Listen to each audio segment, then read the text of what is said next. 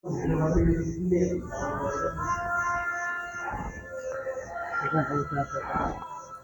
हो अन्तर्धार्मिक शान्ति पार्क को सबैभन्दा माथिल्लो तलाबाट देखिएको दृश्य। यो राजारानी लेटाङ नगरपालिका वडा नम्बर 1 मा पर्छ। अत्यन्तै सुन्दर दृश्य देखिएको छ। यहाँहरु हेर्दै हुनुहुन्छ केरा खेती लगाइएको छ यहाँ धेरै मात्रामा। तल देखिएको चिसाङ खोला हो र त्यो चिसाङ खोलादेखि पारी देखिएको लेटाङ बजार।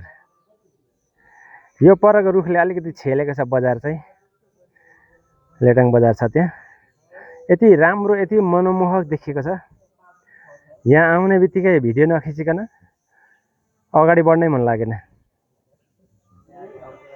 यो भिडियो हेरिसकेपछि तपाईलाई मनमा लागेको कुरा कमेन्ट गर्नुस् है त। Bye bye, have a good day.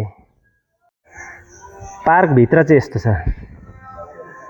Park भित्र चाहिँ यस्तो छ है। मैले पहिले नै यो अन्तर्धार्मिक शान्ति पार्कको एउटा डिटेल भिडियो बनाइसकेको छु। यहाँले मेरो प्रोफाइल सर्च गरेर हेर्न सक्नुहुन्छ। र आज मैले डिटेल चाहिँ बनाइन, पहिले नै बनाइसकेको हुनाले।